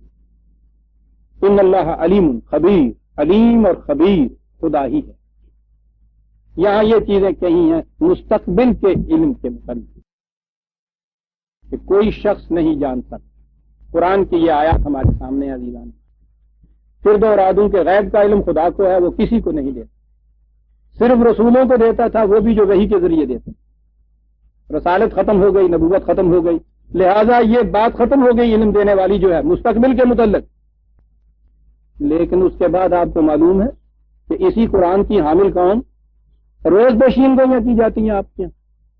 یہ اللہ کے بڑے بڑے جو مقرب بنے پھرتے ہیں، اور پھر معمول میں اللہ ہمارے یہاں آ جاتے ہیں، مجدد صحیح نبی کا دعویٰ کرنے والے۔ سارے دعوے کی بنیاد پیشین گوئیوں کے اوپر، پیشین گوئی کے معنی ہے کل کے آنے والے، مستقبل کے آنے والے واقعات کا علم رکھنا، غیب کا علم رکھنا۔ عزیزان من، قرآن کی موجودگی میں پیشین گوئی نہ کہنے والا سوچتا ہے نہ سننے والے سوچتے ہیں، یہ نصوص سریہ قرآن کی۔ جو شخص بھی پیشین گوئی کا دعویٰ کرتا ہے عزیزان من، خدا کو ماننے والوں کی میں پہلے بات کر رہا ہوں، ان میں سے جو شخص بھی قرآن پہ ایمان رکھتا ہے، اگر وہ پیشین گوئی کا دعویٰ کرتا ہے کہ مجھے علم ہو گیا ہے مستقبل میں آنے والے کسی واقعہ کا، تو وہ رسالت کا دعویٰ کرتا ہے، کیونکہ قرآن نے کہا ہے کہ رسول کے علاوہ کسی کو ہم علم نہیں دیتے۔ اور رسالت میں سے بھی دعویٰ وحی کا کرتا ہے، کیونکہ اس نے کہا ہے کہ وحی کو بھی وحی، رسول کو بھی وحی کے ذریعے علم دیتے ہیں۔ رسالت کا دعویٰ وحی کا دعویٰ۔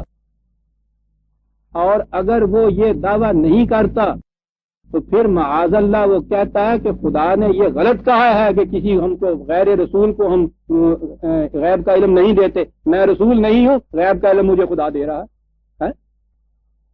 سوچو تو صحیح، قرآن کے ماننے والے جو ہیں وہ ایک سیکنڈ کے لیے یہ خیال بھی ذہن میں لا سکتے ہیں کہ یہ واقعی پیشین گوئی کا علم خدا ان کو دیتا ہے۔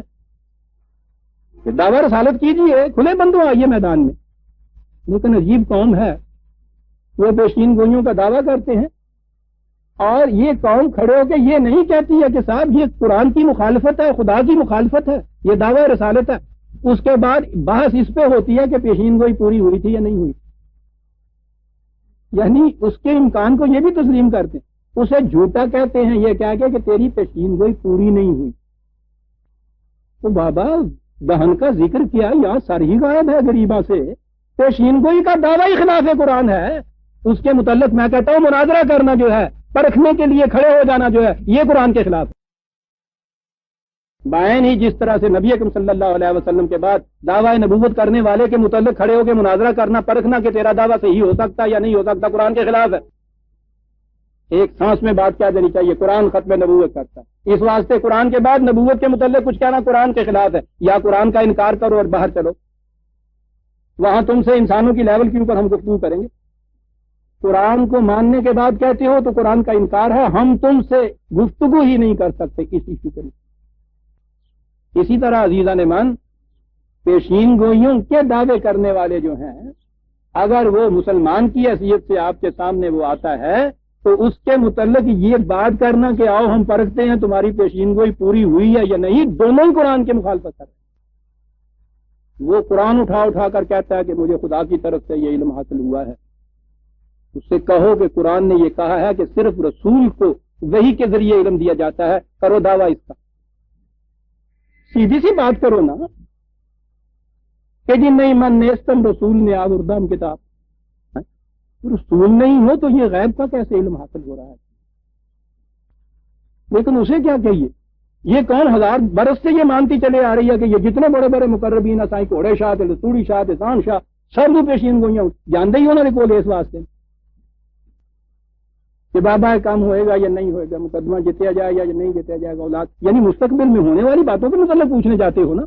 ہزار برس سے یہ قوم جا رہی ہے اور ان کو مقربین بار خداوندی کہتے ہیں، نہ ان مقربین کو یہ پتا ہے کہ یہ قرآن کیا کہتا ہے، وہ بھی کہتے چلے جا رہے ہیں، نہ پوچھنے والوں کو یہ علم ہے کہ ہم کیا کہتے ہیں، اور دونوں روز قرآن کی تلاوت بھی کرتے ہیں اللہ، اور پھر انکوائری کمیٹیاں بٹھاتے ہیں کہ ہماری یہ حالت کیوں ہو گئی ہوئی۔ اب یہ بات کہیے تو اس کے بعد پھر وہی شخصیت پرستی کہ صاحب یہ اتنے اتنے بڑے اولیاء کرام، غوث اور قطب اور ابدال اور پتہ نہیں کیا کیا نام، اسماء سمیتموها انتم وآباؤکم، چند نام ہیں جو تم نے رکھ لیے۔ عزیزان مان، کچھ بھی کیوں نہ نام رکھ لے اور آپ کوئی بھی مرتبہ اس کو کیوں نہ دے دے، قرآن کے خلاف اگر کوئی شخص یہ جاتا ہے اس کو مسلمان ہونے کا دعویٰ نہیں ہے، یہ جائے کہ آپ اس کو مقرب بارگاہ خداوندی قرار دیں۔ ایک ہی کسوٹی ہے اس آسمان کے اندر، باطل ہے اس کا دعویٰ، جرت کر کے یا اپنے آپ کو رسول کہے، یہ نہیں کہتا، خدا کہتا ہے کہ غیر رسول کو کسی کو غیب کا علم نہیں ہم دیں۔ اب رہے وہ کہ جو مسلمان ہونے کی حیثیت سے نہیں، عام طور پہ صاحب وہ ہر سال وہ جاری ہوتی ہیں، فلاں ایک پیشین گوئی کی ہے، فلاں پیشین گوئیاں کرتا ہے، یہ سارا کچھ ہے۔ ہمارا ایمان ہے کہ علم کے درجے پہ یہ بات غلط ہے۔ قرآن کہتا ہے کہ کسی کو غیب کا علم نہیں دیا جاتا، کوئی فرد جان نہیں سکتا کہ کل کیا کرے گا، کس زمین پہ اس کی موت ہوگی، یہ بات نہیں۔ قیاسات ہیں، کچھ قیاسیں ہیں، قیاسات ہیں، علم کا درجہ نہیں اس کو حاصل ہو سکتا۔ قرآن یہ کہتا ہے اس بنا پہ ہم یہ چیز کہ جی وہ ٹھیک ہو جاتی ہیں۔ یہ چیزیں ٹھیک ہو جانے والی تو آپ روزمرہ دیکھتے ہیں کہ کس قدر یہ چانسز ہوتے ہیں اس کے اندر۔ وہ جو ٹھیک ہو جاتی ہیں نا اس کو تو لے دوڑتے، اور جو وہ غلط ہو جاتی ہیں اس کو ابھارتے کوئی نہیں۔ بہرحال میں اس وقت اس موضوع پہ علمی طور پہ گفتگو نہیں کر رہا کہ ان کے متعلق میں یہ بتاؤں کہ یہ کیسے ہو جاتا ہے اور کیسے کی جاتی ہیں۔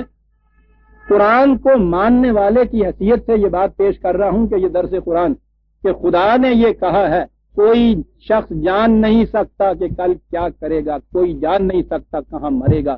غیب کا علم سوائے رسولوں کے کسی کو نہیں دیا جاتا تھا، رسالت ختم ہو گئی، غیب کا علم کسی کو نہیں مل سکتا۔ اگر ہم کسی کی کتنی ہی بیشین گوئیاں کیوں نہ پوری ہوتی جائیں، اگر ہم یہ کہیں کہ یہ غیب کا علم تھا جو اس کو حاصل ہوا تھا، قرآن کے خلاف ہے۔ قیاسات کی باتیں اور ہیں۔ اس قسم کی چیز تو ایک ڈاکٹر بھی اپنے ہاں کہہ دے سکتا ہے۔ دوائی دینے کے بعد اگر حتمی طور پہ اس نے تشخیص کر لی ہے اور دوائی صحیح پہنچی ہوئی ہے، وہ کہے گا کہ گھنٹے بھر میں اس کے بخار 2 ڈگری کم ہو جائے گا۔ یہ غیب کا علم نہیں ہے، یہ اس کے ہاں کا مشاہدے کا علم ہے۔ یہ چیزیں سائنٹیفکلی قانون کی روح سے اس نے یہ سیکھی ہیں۔ ایسے ہی جیسے یہ موسمیات کے متعلق یہ باتیں صحیح ہو جاتی ہیں، آنے والے طوفانوں کے متعلق یہ سائنٹیفک علم ہے، یہ سمع اور بصر کے ذریعے سے یہ علم حاصل ہوتا ہے۔ یاد رکھیے اس بات کو کہ جس علم میں آپ علم کے جو انسانی ذرائع ہیں ان کو استعمال کر کے کسی نتیجے پہ پہنچتے ہیں، وہ غیب نہیں ہوتا۔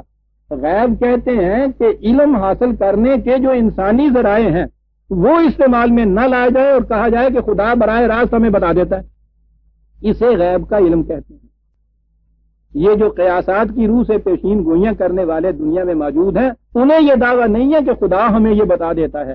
ایک فن ہے، اس کی حیثیت سے کچھ قیاسات ہے، کچھ قیافیں ہیں، یہ چیزیں وہ کرتے ہیں۔ باقی یہ چیز اور یہ جو دعویٰ کرنے والے ہیں خدا کے مقرب ہونے کی بنا پر کہ خدا ہمیں یہ علم دے دیتا ہے، اس کے متعلق پھر دوہرا دوں کہ قرآن اس کی شہادت دیتا ہے کہ یہ چیز خدا صرف رسولوں کو دیتا تھا، وہ بھی وحی کے ذریعے دیتا تھا۔ غیر از رسول کسی کو خدا کی طرف سے یہ علم حاصل نہیں ہوتا۔ جو دعویٰ کرتا ہے یا رسالت کا دعویٰ کرتا ہے اور یا جھوٹ بولتا ہے اگر وہ رسالت کا دعویٰ نہیں کرتا، اور وہ اتنا بڑا گستاخ ہے کہ قرآن کریم کی کھلی ہی مخالفت کرتا ہے اور پھر دعویٰ کرتا ہے کہ مجھے خدا کی طرف سے یہ علم مل رہا۔ فآمنوا باللہ ورسلہ، کہا غیب کی بات ہم کسی کو نہیں بتاتے، تم اللہ اور اس کے رسول پر ایمان رکھو۔ کہاں لایا ہے قرآن؟ میں کہتا ہوں یہ پیشین گوئیوں پہ ایمان رکھنے والے، مقربین کی طرف منسوب کرنے والے، مامورین کا اپنا دعویٰ کر کے پیشین گوئیوں کی بنا پہ دعوے منوانے والے آمنوا باللہ ورسلہ کے اندر آتے ہیں۔ ایمان رکھنے والے کا ایمان یہ ہے جو قرآن نے کہا ہے کہ خدا اپنے غیب کو کسی فرد پہ ظاہر نہیں کرتا۔ وَإِن تُؤْمِنُوا وَتَتَّقُوا فَلَكُمْ أَجْرٌ عَظِيمٌ، آپ ایمان لاؤ گے، ان قوانین کی نگہداشت کرو گے تو پھر تمہارا عظیم بدلہ ہوگا، اور اگر یہ ایمان نہ لاؤ گے تو مانتے چلے جاؤ گے کہ ہاں صاحب پیشین گوئیاں ہوتی ہیں، غیب کا علم جانتے ہیں، حضرت صاحب بتا دیتے ہیں، صاحب جا کے دیکھ روز چلے جاتے ہیں، پھر اس کے لیے تو قرآن کہتا ہے فَلَكُمْ أَجْرٌ عَظِيمٌ تو نہیں ہوتا، عذاب علیم بما كانوا يعملون، خدا کا دردناک عذاب ہوتا ہے اس قوم کے اوپر جس میں وہ جکڑی ہوتی ہے۔ سب سے بڑا عذاب عزیزان مان حیوان اور انسان میں مابین امتیاز چیز عقل اور فکر۔ اس انداز سے پوچھنے والا جو ہے عقل اور فکر کی بنا کے اوپر بات نہیں کرتا۔ پہلی چیز توہم پرستی ہے، جکڑے رہتی ہے یہ قوم توہم پرستی کی جہالتوں میں، تاریکیوں کے اندر۔ دنیا علم اور فکر اور سائنٹیفک انکشافات، قانون کی کار فرمائیوں کی بنا پہ چاند پہ چلی جاتی ہے۔ یہ اپنے ان معاملات کے لیے بھی جن کی روح سے علم کے ذریعے سے معلوم ہو سکتا تھا کہ کیا ہوگا، ان کے لیے بھی ان کے پاس جاتے ہیں جنہیں اپنی ذات کا بھی علم نہیں ہوتا تھا۔ انہوں نے وجہ شکلیں دیکھو جا کے سیڈ وگنڈا ہو گیا اللہ دے مقرب بند بندہ انہوں نے کول بٹھاؤ راضی نہیں ہوتا، انہوں کوئی اور لبدا ہی نہیں۔ اندازہ لگائیے عزیزان مان اس چیز کے متعلق کہ سائیں جی بڑا بیمار ہو گیا انہیں چیتا روان نہیں آتا ہے، تھی دسو پھر رمان آئے گا یا نہیں آئے گا؟ آپ کے ہاں ایک علم موجود ہے، فن موجود ہے، سائنس موجود ہے، ڈاکٹری کی یہ چیزیں موجود ہیں، وہ تشخیص کرے گا، اس کے مطابق آگے بڑھے گا، پھر وہ بتائے گا کہ دوائی کیا ہوگی، پھر وہ بتائے گا کب آرام آئے گا، اس سے جا کے پوچھو، اس کے پاس نہیں جا کے پوچھو، ان کے پاس جائے گا۔ تو جو قوم اس طرح سے جہالت کے اندر ڈوبی رہے، جو قرآن نے کہا ہے کہ پھر اس قوم کے اوپر المناک عذاب ہوتا ہے، جہالت سے بڑا عذاب دنیا میں اور کیا ہوتا ہے؟ یہ قوم سپرسٹیشن کے اندر جیتی ہے، سپرسٹیشن کے اندر مر جاتی ہے، سب سے بڑا عذاب تو یہی ہوتا ہے۔ اور پھر شخصیت پرستی کا عذاب، وہ جس سے جا کے یہ اتنی سی بات پوچھتے ہیں اس کے متعلق دل کے اندر جو اس سے وہ ڈر اور خوف ہوتا ہے کہ حضرت جی کے متعلق یہ کمرے کی تنہائیوں میں بھی کوئی بات ان کی شان کے خلاف نہ نکل جائے، کیوں سب جانتے ہیں 14 طبق روشن ہوتے ہیں، اکھیوں نہ ہوتا ہے۔ ہاں سوچتے ہیں آپ خود اپنے ہی ایک جہالت کے عقیدے کی بنا کے اوپر ایک شخص کے متعلق اتنا بڑا اپنے دل میں خوف طاری کر دینا چاہتے ہیں، کوئی بات ان کی شان کے خلاف نہیں، اور وہ پیشین کوئی غلط نکلتی ہے، کوئی ساری سمجھن کا فرق ہو گیا ہے جی، وہ تے حضرت صاحب دیکھیے ہی گل کرتے ہیں یہ ساری سمجھ کا ہی فرق ہے۔ یہ کیوں ہے؟ جرت نہیں ہو سکتی یہ کہنے کی کہ صحیح بات نہیں اس نے کہی، یہ کہا تو اس کے بعد صاحب دین و دنیا میں راندہ درگاہ، اور پھر اس کے بعد کہتی ہیں کہ صاحب واقعی کچھ ہو جاتا ہے اس کے بعد، یہ تو سائیکالوجی کا مسئلہ ہے، وہ تو حضرت صاحب ہیں، رات کے اندھیرے میں رسی کو سانپ سمجھیے گاش آ جاتا ہے آدمی کو، جہالت کی تاریکیوں میں اپنے ہی بنائے ہوئے سانپ ہوتے ہیں جو آپ کو ڈس جاتے ہیں عزیزان۔ حضرت صاحب کے اندر تو کوئی بھی قوت نہیں ہے،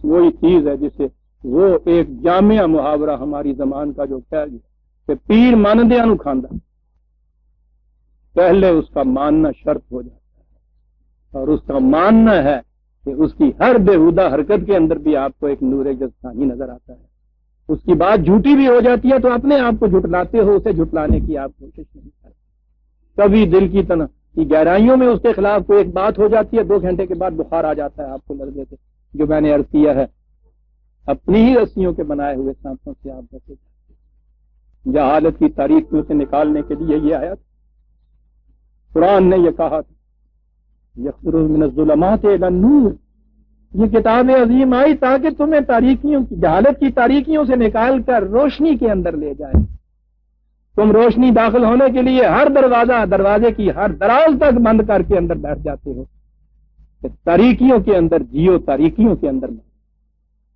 یہ ساری تاریکی ہیں عزیزان من۔ قرآن نے جب یہ کہا ہے کہ غیب کا علم کسی شخص کو نہیں دیتے، آپ دیکھیے کہ کتنی بڑی تاریکی سے نکال کے ہم کو دے گیا، اب کوئی حضرت صاحب ایسا نہیں ہو سکتا کہ جو میرے مستقبل کے متعلق مجھے کچھ بتا دے، اپنا مستقبل اپنے ہاتھوں سے تیار کرو، یوں تمہیں اس کا علم ہو جائے گا، دوسرا اس کے متعلق کیا علم دے گا۔ ہم عزیزان من سورہ آل عمران کی ایک ہی آیت ہم نے لی 169، اور اگر میں اس کا مفہوم کچھ وضاحت سے بیان کر چکا ہوں تو میں سمجھتا ہوں کہ یہ چیز آج کی سغارت آئی۔ 2 چیزیں آج کی میں نے عرض کیا ہیں، پہلی بات یہ کہ وہ صحابہ کے متعلق جو ہمارے ہاں عقیدہ ہے قرآن یہ کہتا ہے، دوسری چیز یہ کہ روز جو آپ کے یہاں پیشین گوئیاں کرنے والے کے دعوے خدا اور قرآن کو ماننے والوں کی طرف سے آپ کے یہاں آتی ہیں، یہ ان کی حیثیت ہے جو قرآن نے کہی، ربنا تقبل منا انک انت السمیع العلیم۔